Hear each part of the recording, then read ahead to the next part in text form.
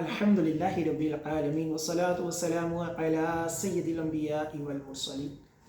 اما بعد فاعوذ باللہ من الشیطان الرجیم بسم اللہ الرحمن الرحیم۔ ناظرین، سلسلہ فقہی مسائل الحمدللہ الرضا قرآن و فقہ اکیڈمی میں یوٹیوب بھی ہے، واٹس ایپ کے گروپ بھی ہیں، اسی طرح ایک فقہی گروپ بھی ہے جہاں لوگ ہزاروں سوالات کے جوابات حاصل کر چکے ہیں اور یہ سلسلہ ابھی بھی جاری ہے۔ اسی طرح ہماری ویب سائٹ بھی ہے الحمدللہ الرضا قرآن و فقہ اکیڈمی جو ہے یہ فرض علوم کورس بھی کرواتی ہے، حدیث کورس بھی کرواتی ہے، اسی طرح فقہ کورس جس میں فتویٰ نویسی، لوگوں کے سوالوں کے جوابات دینے کا طریقہ یہ بھی سکھایا جاتا ہے۔ الحمدللہ فقہی گروپ جو ہے ہمارا، وہاں لوگ کثیر سوال کرتے ہیں، ان سوالات میں سے کئیوں کے جوابات جو ہیں وہ تحریری دیے جاتے ہیں اور بعض دفعہ اس کے ویڈیو کے ذریعے بھی جوابات دیے جاتے ہیں۔ آج میں نے تقریباً 15 سوالات جو ہے ان کو نکالا ہے جو لوگوں نے پوچھے ہیں، تو میں ان کے جوابات دوں گا، اور جس آئی ڈی سے جس کا جو سوال آیا ہوگا اور جس نمبرنگ کے ساتھ اس کا سوال ہوگا اسی نمبرنگ کے ساتھ میں نے اس کا جواب دیا ہے۔ اور جب یہ ویڈیو جو ہے وہ یوٹیوب کے اوپر اپلوڈ کی جائے گی تو آپ احباب میں سے اگر کسی کا یہ سوال ہو تو وہ اس کے نمبر دیکھ لیں، ڈسکرپشن میں بھی آئیں گے، اور یوں ہی جب فقہی گروپ میں یہ فہرست شیئر کی جائے گی تو جس کا جو سوال نمبر ہوگا اسی کے مطابق اس کا جواب ویڈیو کے ذریعے ہوگا۔ شروع کرتے ہیں۔ علی وارث نام کی آئی ڈی سے سوال ہے، السلام علیکم ورحمۃ اللہ وبرکاتہ۔ وعلیکم السلام ورحمۃ اللہ وبرکاتہ۔ یہ سوال کر رہے ہیں کہ جو علماء کرام بیان کرتے ہیں کہ جو نیک بندے ہوتے ہیں اللہ تعالیٰ ان کو جلدی موت دے دیتا ہے، اپنے پاس بلا لیتا ہے، کیا یہ درست ہے یا نہیں؟ اس طرح کہنا کیسا ہے کہ جو نیک بندے ہوتے ہیں اللہ تعالیٰ ان کو اپنے پاس بلا لیتا ہے؟ دیکھیں، ایسی تو کوئی روایت نہیں ہے کہ نیک بندوں کو اللہ تعالیٰ جلدی بلا لیتا ہے، ایسا نہیں ہے۔ یہی وجہ ہے کہ کئی بوڑھے بھی جلدی مر جاتے ہیں، کئی چھوٹے بچے وہ بھی جو ہے وہ دنیا سے چلے جاتے ہیں، تو اس کا کوئی قاعدہ کلیہ نہیں ہے۔ جس کو اللہ تعالیٰ نے جتنی زندگی عطا فرمائی ہے، چاہے نیک ہے چاہے بد ہے، اس نے اپنی وہ زندگی جو ہے وہ پوری کرنی ہے۔ ہاں، جو قرآن پاک کی آیت ہے وہ یہ ہے کہ ڈھیل دیتا ہے اللہ تعالیٰ بعض لوگوں کو، خاص طور پر کفار کے بارے میں ہے کہ ان کے کفر کے اوپر ان کو ڈھیل دیتا ہے، لیکن اس میں بھی زندگی موت کا تعلق نہیں ہے۔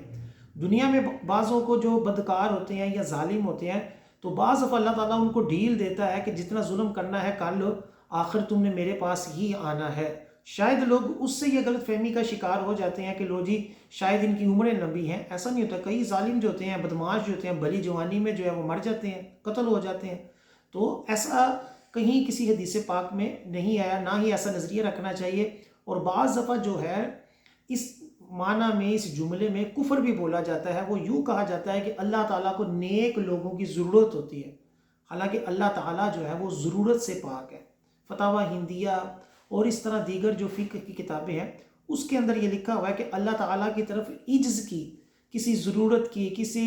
کے کمزور ہونے کی یا کوئی بھی ایسا عیب منسوب کرنا جو ہے وہ کفر ہے کہ جو شرعاً بندوں کے اندر پایا جاتا ہے۔ جیسے ہمارے اندر ایک انسانوں کے اندر ایک جو ہے وہ کمزوری ہے، ہم عاجز آ جاتے ہیں یا ہمیں کسی کی ضرورت ہوتی ہے۔ اللہ تعالیٰ جو ہے وہ اس سے پاک ہے کہ کسی چیز کی اس کو ضرورت ہو۔ ساری کائنات کا وہ خالق ہے، وہ کسی بھی ضرورت، کسی بھی چیز سے پاک ہے کہ وہ اس کی ضرورت بنے۔ وہ خود جو ہے وہ لوگوں کو رزق دیتا ہے، وہ خود جو ہے چیزوں کو پیدا کرنے والا ہے، نہ کہ وہ خود چیزوں کا محتاج ہو۔ ہمارا سوال نمبر 2 ہے مسٹر ابراہیم کی آئی ڈی سے، انگلش میں محمد کیسے لکھا جائے،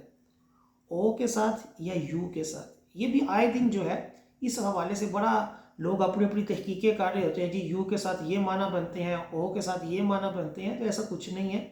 دونوں طریقے درست ہیں، اگرچہ زیادہ رائج جو ہے وہ یو ہے، لیکن اگر کوئی او کے ساتھ بھی لکھ دے تو شرعاً اس میں کوئی حرج نہیں ہے۔ سوال نمبر 3 ہے محمد نعیم کی آئی ڈی سے کہ مسلمان اگر بال کٹنگ کی دکان لگائے تو کیا غیر مسلم کی داڑھی کاٹ سکتا ہے یا نہیں؟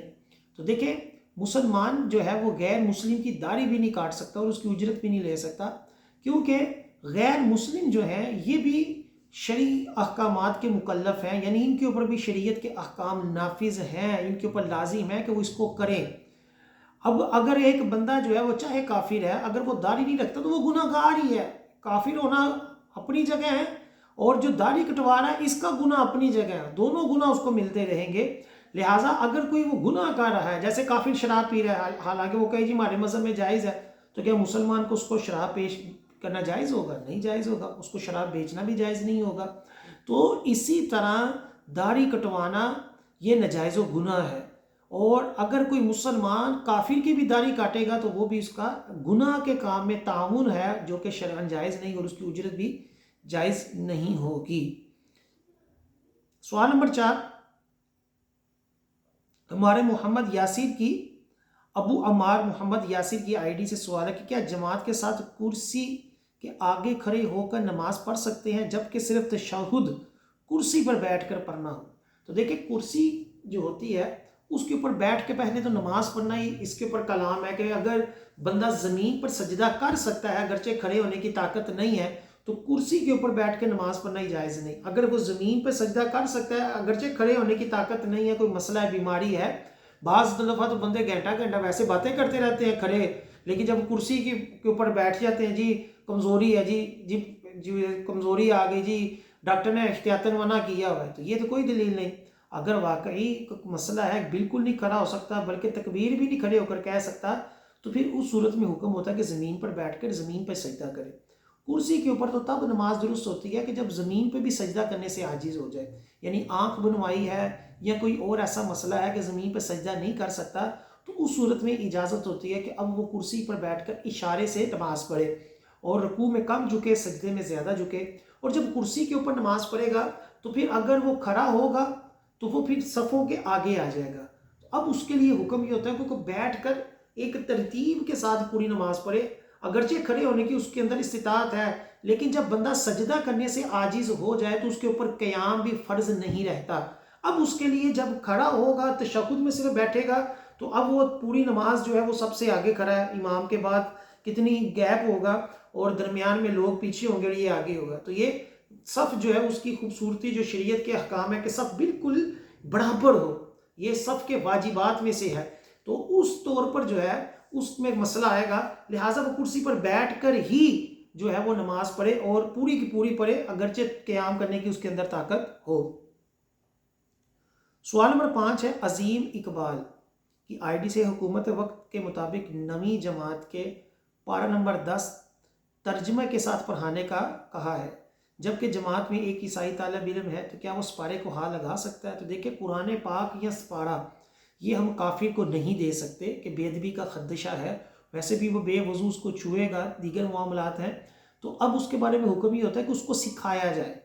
یعنی بغیر قرآن دیے اس کو چھوٹی موٹی دیگر اسلامی کتابیں دے کر اس کو اسلام جو ہے اس کو سکھایا جائے. ڈائریکٹ اس کے ہاتھ میں قرآن دے دینا یہ شرعاً منع ہے. اس کے اوپر کتب فقہ میں بالکل صراحت جو ہے وہ کی گئی ہے کہ اس کو ڈائریکٹ قرآن پاک دینا جو ہے نا یہ بے ادبی کا اندیشہ، اس لیے اس کی اجازت نہیں ہے. سوال نمبر 6 ہے محمد ابو بکر راجو کی آئی ڈی سے ہے. السلام علیکم ورحمۃ اللہ وبرکاتہ. وعلیکم السلام ورحمۃ اللہ وبرکاتہ. حضرت سوال میرا یہ ہے کہ لڑکی یا لڑکا گھر سے بھاگ کر والدین کی اجازت کے بغیر نکاح کرتے ہیں، وہ نکاح ٹھیک ہے یا نہیں؟ تو دیکھیں گھر سے بھاگ کر نکاح کرنا تو ہر صورت ناجائز و گناہ ہی ہے کہ والدین کی دل آزاری کا سبب ہے. البتہ اگر کوئی بندہ نکاح کر لے تو اس میں پھر آگے نکاح ہوگا یا نہیں ہوگا اس کے اندر تفصیل ہے. وہ تفصیل کچھ یوں ہے، مختصر میں اس کا سمجھا دیتا ہوں کہ اگر لڑکی کی ذات اور اس کے والد کا پیشہ بہت اعلیٰ ہے اور جو لڑکا ہے وہ بالکل جو ہے نا وہ بالکل ہی کہتے ہیں کہ کمتر ذات والا ہے، یا پیشے کے اعتبار سے وہ ایک ڈرائیور ہے اور وہ کروڑ پتی باپ کی بیٹی ہے، یا وہ نیک خاندان کی بیٹی ہے اور یہ شرابی کبابی ہے، تو اب اس صورت میں یہ ہم پلہ نہیں ہوا. جب ہم پلہ نہیں ہوگا، برابر نہیں ہوگا، بلکہ لڑکی اعلیٰ ہے، تو اس صورت میں پھر نکاح ہی نہیں ہوگا. یہ بہت اہم مسئلہ ہے. آج کل یہ عشق و مشوقی کرنے والے جو ہیں وہ اپنے آپ کو پتہ نہیں کیا سمجھتے ہیں اور اپنے والدین کو جو ہے اپنا دشمن سمجھ لیتے ہیں اور جا کے بس نکاح کر لیتے ہیں. پھر اس کا انجام جو ہوتا ہے کورٹوں میں بعد میں دیکھا جاتا ہے، وکیلوں کے بیانات ہیں کہ جتنے بھی ہم کورٹ میرج کرواتے ہیں 99% جو ہے اس میں طلاق ہوتی ہے بعد میں. لہٰذا اس چیزوں سے بچنا چاہیے۔ ایک عزت کے ساتھ جو والدین کی ایک خواہش بھی ہے اس کے ساتھ نکاح ہونا چاہیے۔ دوسرا یہ ہے کہ نکاح جیسا کہ سوال ہے کئی صورتوں میں ہوتا ہی نہیں کہ اگر جو ہے وہ لڑکی اعلیٰ خاندان کی ہے یا لڑکی اعلیٰ خاندان کی نہیں ہے، اس میں برابری ہے، لڑکا بھی اسی خاندان کا ہے لڑکی بھی اسی خاندان کی ہے، لیکن وہ کروڑ پتی ہے اور یہ جو ہے وہ کنگلا ہے، اس صورت میں بھی نکاح نہیں ہوگا۔ یا وہ ایک جو ہے نیک گھرانے کے ساتھ تعلق رکھتی ہے اور نمازی پرہیزی نیک لوگ باشرح والد کی اولاد ہے، اور یہ جو ہے وہ بالکل جو ہے نا وہ بے نمازی ہے اور دیگر معاملات میں، تو اس صورت میں برابری نہیں پائی جائے گی، کیونکہ شریعت نے لڑکی والوں کی بھی عزت کا لحاظ رکھا کہ لوگ لڑکی والوں کو یہ نہ کہ جا تیری اولاد جو ہے تیری بیٹی جو ہے وہ فلاں بندے کے ساتھ اس نے بھاگ کر نکاح کر لیا ہے، اتنے گھٹیا بندے کے ساتھ کر لیا، اس قدر جو ہے کنگلے بندے کے ساتھ کر لیا، تو اس شریعت نے اس عزت کو جو ہے وہ والدین کے لیے بچا کر رکھا ہے، اس لیے بعض صورتوں میں نکاح نہیں ہوگا۔ اچھا، سوال نمبر 7 ہے کہ لوگ کہتے ہیں کہ عیسائی حضرت عیسیٰ کی ولادت کے نام پر کرسمس مناتے ہیں اور آپ لوگ 12 ربیع الاول مناتے ہیں۔ تو دیکھیں یہ تو کوئی دلیل نہیں ہوئی 12 ربیع الاول کے ناجائز ہونے کی کہ جی کرسمس جو مناتے ہیں آپ بھی وہ مناتے ہیں، اس طرح تو کئی چیزیں جو ہیں وہ بھی مناتے ہیں ہم بھی مناتے ہیں، تو کیا اسی طور پر ناجائز کہا جائے گا؟ جیسے مثال دیتا ہوں، جشن آزادی کافر بھی مناتے ہیں ہم بھی مناتے ہیں، تو کیا پھر ہمارا منانا حرام ہو گیا؟ یہ تو کوئی دلیل نہیں کہ کافر مناتے ہیں، وہ جو مرضی کرے، ہم جو ہے منا رہے ہیں، تو کیا ہمارا منانا شرعاً درست ہے یا نہیں؟ تو نبی کریم صلی اللہ علیہ وآلہ وسلم کی ولادت کی خوشی منانے کے اوپر روایتیں ہیں، بڑے بڑے محدثین کے مروجہ میلاد کے مستحب ہونے کے اوپر، بلکہ ابن حجر عسقلانی جن کو محدثین کا امام کہا جاتا ہے، انہوں نے باقاعدہ اس کو سنت سے ثابت کیا، اس کی اصل کو کہ میلاد کی اصل جو ہے وہ سنت ہے کہ آقا علیہ السلام خود جو ہے نا وہ پیر والے دن روزہ رکھتے تھے۔ تو اس طرح اور بھی کئی دلائل ہیں۔ تو میلاد شریف جو ہے یہ آقا علیہ السلام کی ولادت کی ایک خوشی ہے، جس طرح کانفرنس سیرت کانفرنس سارے کرتے ہیں، اس کے اوپر کوئی اعتراض نہیں کرتا۔ جب میلاد کی باری ہے تو پھر یہ اعتراض ہو جاتا ہے کہ کسی صحابی نے کیا تو کسی صحابی نے ختم بخاری بھی نہیں کیا، کسی صحابی نے جو ہے وہ سیرت کانفرنس بھی نہیں کی، کسی صحابی نے جو ہے وہ اہل بیت کانفرنس بھی نہیں کی، کسی صحابی نے جو ہے وہ صحابہ کرام کی کانفرنس نہیں کی۔ کانفرنسیں جائز ہو جاتی ہیں، میلاد کے اوپر آ کر مسئلہ ہو جاتا ہے، یہ عجیب و غریب ہی لوجک ہے۔ پھر اس کے اوپر سب مشابہت دی جاتی ہے، جی عیسائی یوں کرتے ہیں تو وہ کرتے ہیں، اور خود ہم بھی وہ کئی کام کر رہے ہوتے ہیں جو جائز سمجھ رہے ہوتے ہیں تو وہ عیسائی کر رہے ہوتے ہیں۔ مسئلہ یہ نہیں ہے کہ وہ کرتے ہیں تو ہمارے لیے ناجائز ہے، اگر ہم وہ کام کریں کہ جو عیسائیوں سے مشابہت ہو، جیسے کرسمس کیک کاٹنا، اب یہ عیسائی بھی کرسمس منا رہے ہیں اور مسلمان بھی کرسمس منائے گا تو وہ منع ہوگا کہ وہ عیسائیوں کا ایک دینی شعار ہے، دینی ان کی نشانی ہے، نہ یہ کہ عیسائی کسی بھی دن کی خوشی منا رہے ہوں اور ہم کسی اور دن کی خوشی منا رہے ہیں تو کہ جی خوشی منانے میں مناسبت ہو گئی۔ یہ تو کوئی دلیل بات نہیں ہے۔ عیسائی بھی سالگرہ کرتے ہیں اپنے بچوں کی، ہم بھی کرتے ہیں، تو کیا ناجائز ہو جائے گا اسی فارمولے کے تحت؟ نہیں ہوگا۔ لہٰذا اس طرح کی عجیب و غریب دلائل دے کر میلاد کو ناجائز ثابت کرنا عجیب حماقت ہی ہے اور کچھ نہیں ہے۔ سوال نمبر 8 ہے، مدینہ کاش بکی کی نام کی آئی ڈی سے ہے، سلام، ایک عورت کو طلاق ہو گئی، اس کی عدت کتنے ماہ کی ہے؟ دیکھیں جو عورت ہوتی ہے جب اس کو طلاق ہو جائے تو اس کی عدت 3 مینسز ہوتی ہے، 3 ماہواری ہوتی ہیں۔ اگر وہ حاملہ ہے تو پھر جب تک بچہ پیدا نہ ہو تب تک اس کی جو عدت ہوتی ہے، قرآن پاک میں یہ دونوں کا احکام جو ہے وہ قرآن پاک میں مذکور ہے۔ اس میں اور بھی ڈیٹیل ہے کہ اگر عورت جو ہے اس کو ماہواری نہیں آتی، کس عمر میں ہے، وہ پھر ڈیٹیل آگے مزید ہو جاتی ہے۔ سوال نمبر 9 ہے محمد اسلم کی آئی ڈی سے، مجھے ایک مسجد میں امامت کی آفر ہوئی، مگر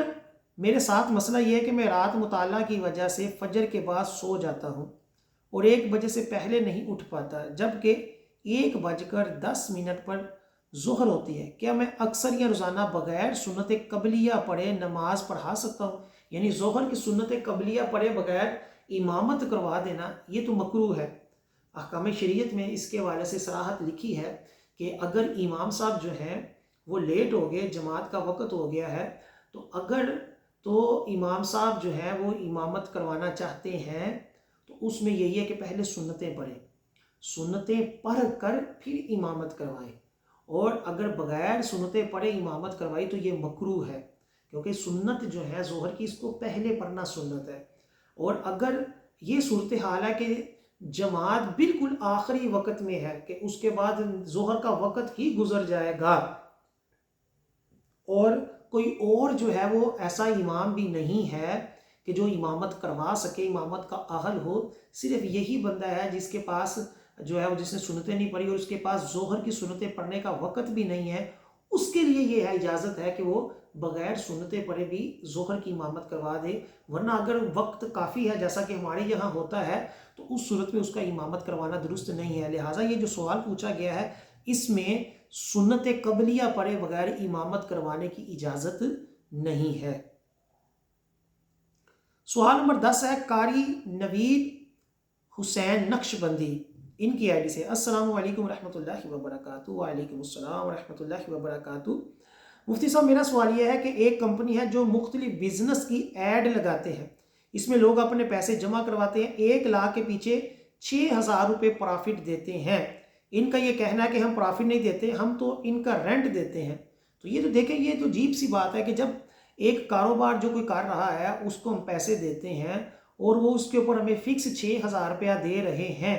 تو یہ تو شرعاً درست نہیں ہے۔ اگر وہ کہے جی ہم رینٹ دے رہے ہیں تو ہم نے کون سی چیز جو ہے ان کی اپنے پاس رکھ لی ہے جس کا ہم ان سے رینٹ لے رہے ہیں اور پہلے اس کو جو ہے وہ پیسے بھی دے رہے ہیں 1 لاکھ روپیہ، تو یہ تو رینٹ کی بھی تعریف ساتھی کی نہیں آتی۔ رینٹ میں کبھی نہیں ایسا ہوتا کہ ہم پہلے پیسے دیں پھر اس کی چیز جو ہے وہ لیں پھر اس کو رینٹ کے بدلے میں جو ہے وہ پیسے لیں، یہ تو جی بھی فارمولے ہیں۔ اور ایسے اکثر جو لوگ ہوتے ہیں وہ لوٹ مار کرتے ہیں، لوگوں کو اس طرح تھوڑے بہت پیسوں کی لالچ دے کر لوگوں کے کروڑوں روپے اس طرح کھا چکے ہیں۔ لہٰذا اس طرح انویسٹمنٹ سے بچنا چاہیے۔ انویسٹمنٹ جو ہوتی ہے اس کا ایک پراپر طریقہ ہوتا ہے، ایک تفصیل ہوتی ہے کہ کون سا کاروبار ہے، شرعاً وہ درست ہے یا نہیں ہے، اس کا طریقہ کار کیا ہوگا، پھر اس کے بارے میں شرعی حکم واضح ہوتا ہے۔ ایسے ہی اپنی مرضی سے کسی جگہ بھی پیسہ انویسٹ کر دینا تو درست نہیں ہے۔ محمد اسلم کی آئی ڈی سوال نمبر 11 کہ اگر کوئی امام ظہر کی سنت قبلیہ عادتاً جماعت کے بعد پڑھے تو کیا حکم ہے؟ تو دیکھیں سنت قبلیہ جو ہے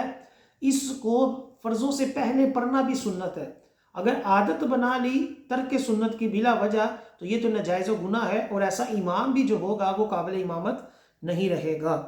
سوال نمبر 12 ہے ظہور مصطفی کی آئی ڈی سے کہ اگر نماز میں حضور نبی کریم صلی اللہ علیہ وسلم کا نام اسم گرامی آئے تو کیا درود پاک پڑھنے پر نماز ہوگی یا نہیں ہوگی؟ تو دیکھیں نماز میں جب نبی کریم صلی اللہ علیہ وآلہ وسلم کا نام مبارک آئے تو پھر اس کے اوپر درود نہیں پڑھ سکتے۔ در مختار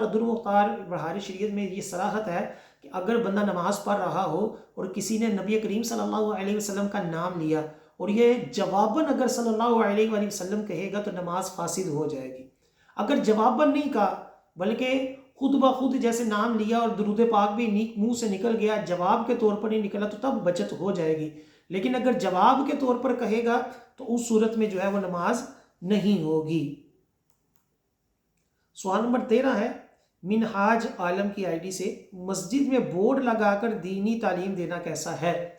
تو دیکھیں مسجد میں جو دینی تعلیم ہے اس کا جتنا عرف ہوگا صرف اس کی اجازت ہوگی، کہ ہمارے یہاں مساجد میں تھوڑا بہت قرآن پڑھا دینا یا اگر مدرسے کی کوئی کلاس لگتی ہے تو اس کی اجازت ہوگی، باقاعدہ اس کو سکول کا جو ہے وہ ایک شکل دے دینی، اس شیپ میں مسجد کو لے آنا، یہ شرعاً درست نہیں ہوگا۔ لہٰذا ہمارے یہاں مساجد میں اس طرح بورڈ لگانا جو ہے نا اس طرح دیکھا نہیں گیا، عام طور پر ڈیسکوں کے ذریعے وہ بیٹھ کر پڑھ کر اور دوبارہ ڈیسک واپس رکھ کر چلے جاتے ہیں، تو اسی حد تک ہی ہوگا۔ باقاعدہ ہے اس کو بورڈ لگا دینا یا مستقل طور پر مسجد میں بورڈ لگا دینا اس کی تو شرعی اجازت نہیں ہوگی۔ سوال نمبر 14 ہے شہباز زادہ احمد فیضی، ایک شخص عمرہ شریف کرنے گیا، باقی سب کچھ کیا، صرف حلق نہیں کروایا، اب مدینہ منورہ پہنچ گیا، کیا عمرہ ہو گیا، اس پر دم ہوگا؟ تو دیکھیں جب تک بندہ حلق نہ کروائے یعنی یا جسے ٹنڈ کہا جاتا ہے وہ نہ کروائے یا قصر نہ کروائے، بال ایک پورے کے برابر نہ کٹوائے تو وہ احرام سے باہر ہی نہیں ہوگا، اور جب تک وہ احرام سے باہر نہیں ہوا اور اس دوران وہ ایسے اعمال کرے کہ جو احرام کے خلاف ہیں، جیسے احرام باندھ لیا ہے ہم اپنا منہ نہیں چھپا سکتے، ہم اپنا سر نہیں چھپا سکتے، اب اگر ایک بندے نے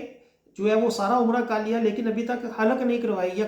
تقصیر نہیں کروائی اور اس کے بعد وہ مدینے چلا گیا اور درمیان میں اس نے پتہ نہیں کیا کیا کیا ہوگا، تو اس صورت میں ابھی تک وہ احرام میں ہی ہے اور ہو سکتا ہے کئی دم اس کے اوپر لازم آ جائے، لہٰذا اس کو چاہیے کہ دوبارہ حرم میں آئے اور حرم کے اندر آ کر اپنے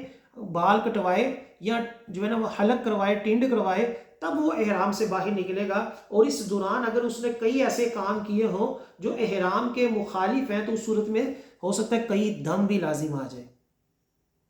سوال نمبر 15 نعیم خواجہ کی آئی ڈی سے، السلام علیکم ورحمۃ اللہ وبرکاتہ، بچی کا نام نیمل ہے، اکثر بیمار رہتی ہے، لوگ کہتے ہیں نام بھاری ہے تبدیل کر دو، شریعت کا کیا حکم ہے؟ تو دیکھیں یہ جو نیمل نام ہے یہ تو اب اس کا معنی جو ہے اتنا کوئی اچھا نہیں سمجھ آ رہا۔ بہرحال یہ جو آج کل رائج ہو گیا ہے کہ نام کی وجہ سے کہتے ہیں جی بندہ بیمار ہو رہا ہے تو جی نام چینج کر دو، اور اچھے بھلے نام، بلکہ یہاں تک کہ احمد محمد جیسے بزرگ ہستیوں والے نام بھی جو ہوتے ہیں ان کو چینج کروانے کا کہا جاتا ہے، جبکہ یہ شرعاً جائز نہیں ہے۔ اور اس طرح جو ہے وہ نظریہ رکھنا کہ اس نام کی وجہ سے جو ہے وہ میرے اوپر جو ہے نا آزمائشیں آنا شروع ہو گئی ہیں، ایسا تو شرعاً درست نہیں ہے، ٹھیک ہے؟ تو ہمارے یہاں جو یہ مسائل ہیں اللہ تعالیٰ جو ہے وہ ہمیں اس حوالے سے جو ہے وہ